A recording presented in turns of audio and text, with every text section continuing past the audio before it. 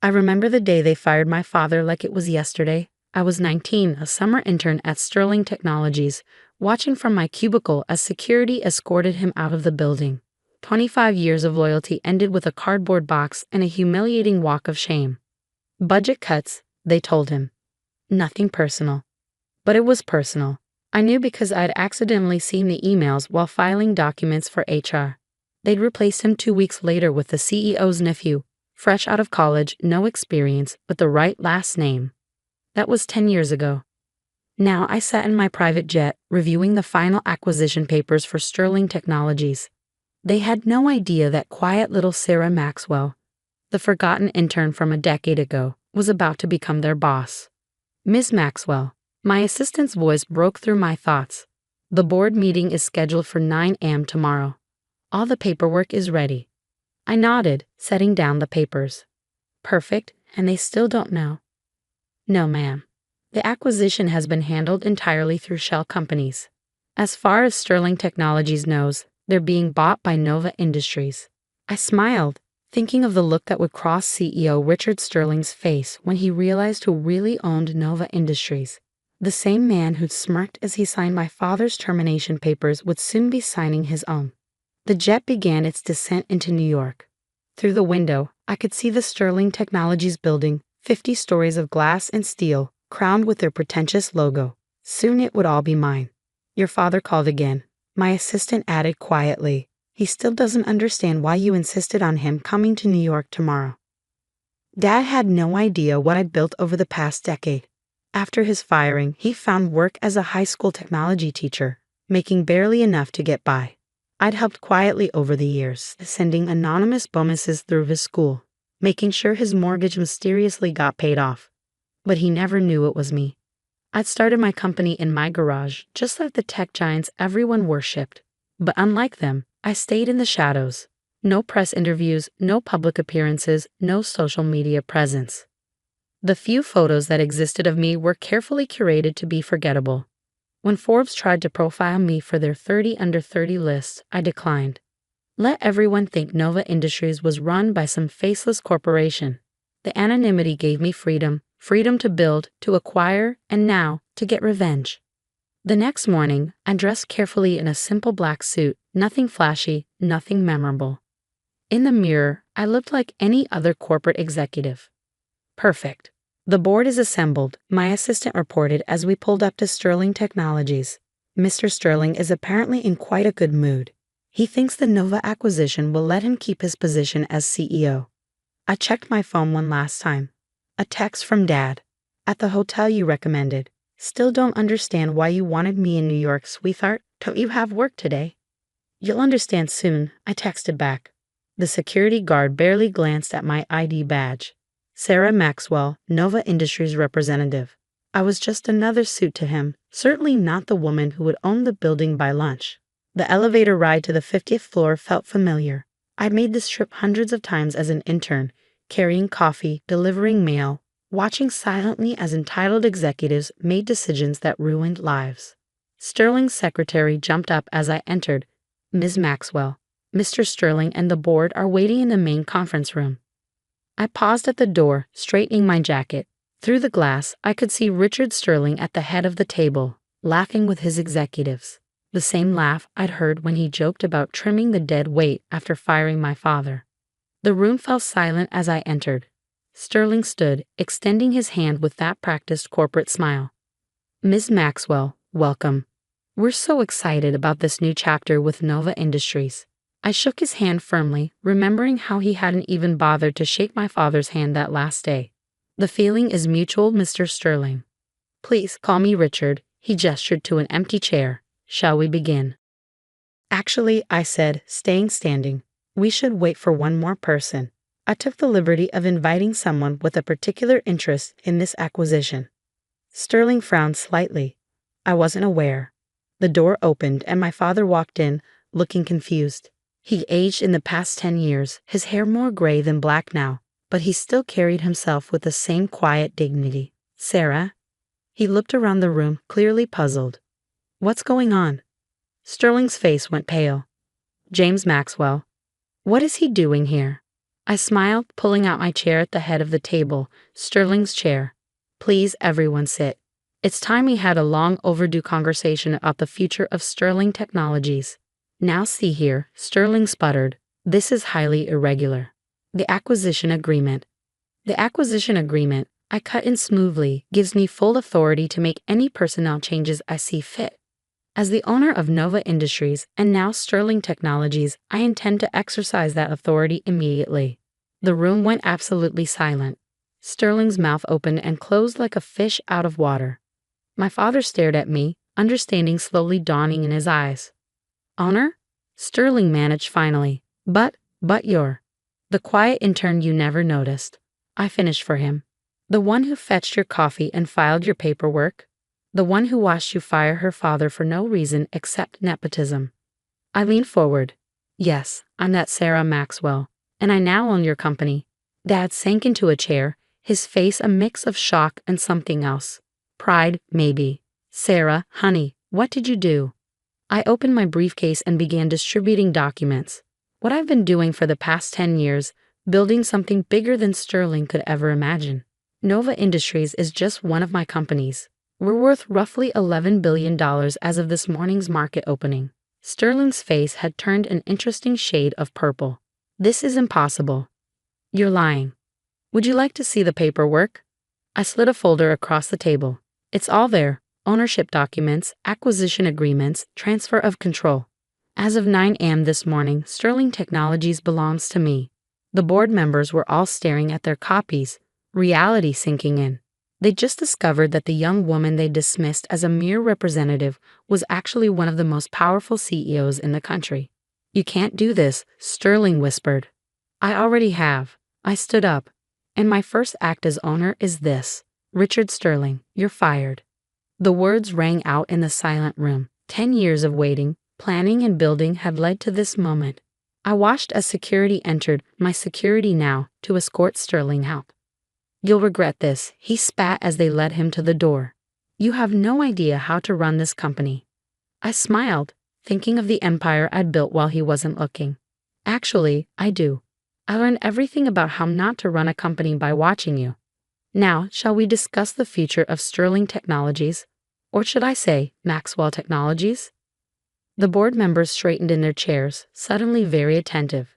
Amazing how quickly loyalty shifted when power changed hands. Dad was still staring at me, tears in his eyes. All this time, I reached over and squeezed his hand. All this time, I was building something. Something worthy of your legacy, Dad, something that would make things right. But this was just the beginning. Sterling's humiliation wasn't enough. I had plans for his precious company, plans that would transform it into something he never had the vision to imagine.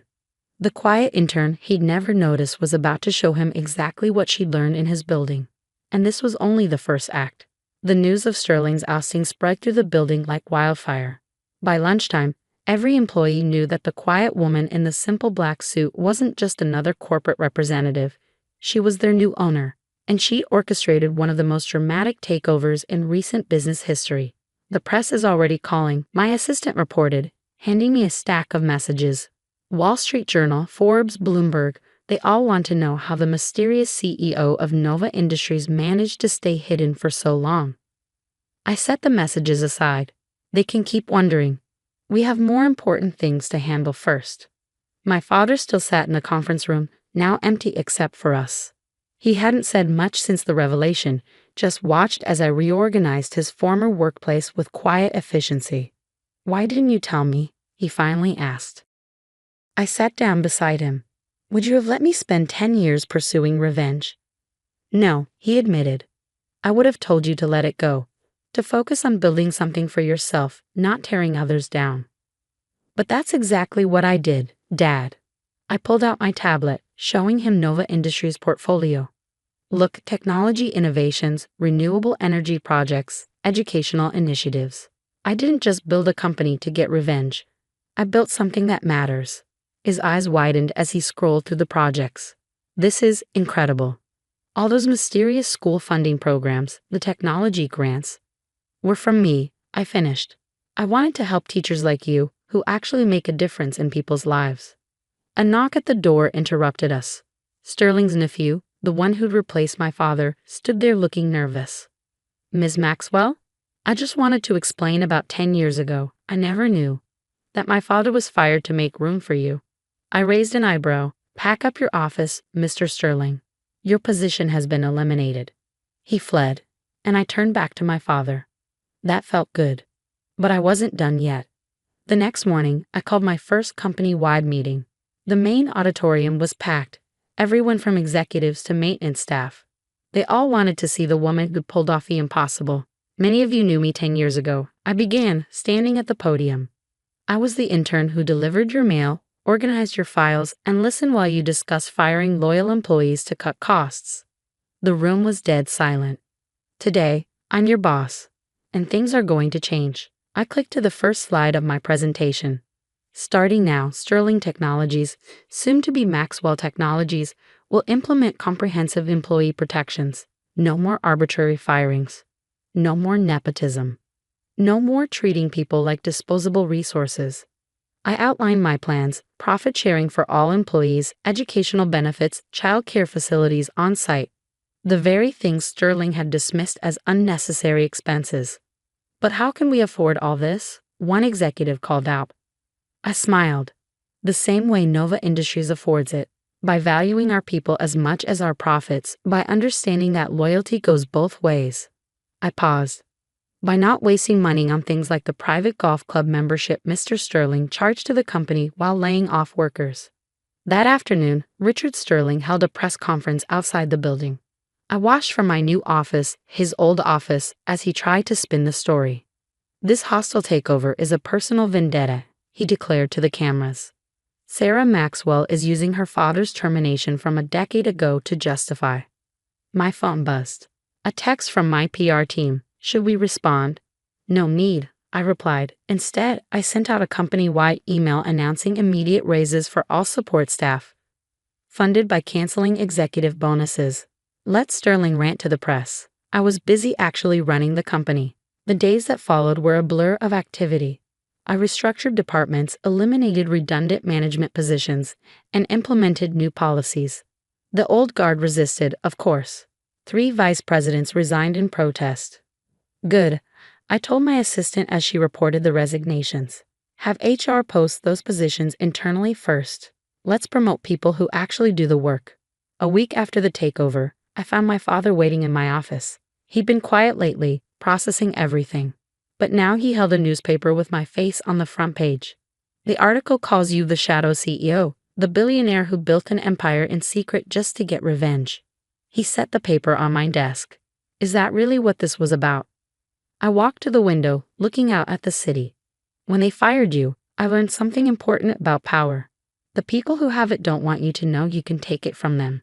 I turned back to him, so I became invisible. I let them think I was harmless while I built something they couldn't ignore. And now? Now I'm going to show them how a company should really be run. I smiled. Starting with the employee education program I'm naming after you. His eyes misted over. Sarah. The James Maxwell Technology Education Initiative. I continued. Fully funded college scholarships for employees' children, plus a special grant program for high school technology teachers. He hugged me then, something he hadn't done since I was a teenager. I'm so proud of you, sweetheart, not because you succeeded, but because of how you're using that success. A knock at the door interrupted us. My assistant entered with an urgent expression. Ms. Maxwell, Richard Sterling is downstairs. He's demanding to see you. I checked the security feed on my tablet. Sterling stood in the lobby, red-faced and disheveled, nothing like the polished CEO who'd fired my father. Send him up, I said. It's time to finish this. Sterling burst into my office minutes later. You think you've won? You think you can just walk in here and take everything I built? I stayed seated, calm. Everything you built? You inherited this company from your father. The only thing you built was your golf handicap. You smug little. He caught himself, trying to regain composure. I have friends in this industry. Powerful friends. They won't do business with you. You mean like Anderson Tech or Global Systems? I pulled up their logos on my screen. Nova Industries acquired them last year. Your powerful friends already work for me. I stood up. Face it, Richard. You're not just fired, you're obsolete. He slumped, suddenly looking old. What do you want from me? Nothing, I replied. You're not important enough to want anything from anymore. Security will escort you out. Don't come back. After he left, my father shook his head. Was that necessary? Yes, I said firmly. He needed to understand that the power he abused for so long is gone. That the people he looked down on now look down on him. I picked up the newspaper with my picture. But you're right, this wasn't just about revenge. It was about proving that success doesn't belong to people like Sterling. It belongs to people who work for it, who build something meaningful. The next day, I called another company meeting. This time, I didn't talk about the takeover or Sterling. Instead, I outlined my vision for Maxwell Technologies, research initiatives, community programs, employee development. 10 years ago, I was an intern with a plan. I told them, today I'm your CEO. And I got here by understanding something Sterling never did. A company is only as strong as the people who build it, not the ones who inherit it. Looking out at their faces, from executives to maintenance staff, all equal in my eyes, I saw something Sterling never had: potential. So, I concluded, who's ready to build something amazing? The applause was deafening. As I left the stage, my father caught my eye from the front row. He wasn't just proud now, he was inspired. Sometimes revenge isn't about destroying something. Sometimes it's about building something better in its place. Sterling had taught me that, though not in the way he intended. I returned to my office, not Sterling's anymore, and got to work. There was still so much to build, so much to improve. And this time, everyone would know exactly who was in charge. The quiet intern had found her voice, and she had quite a lot to say.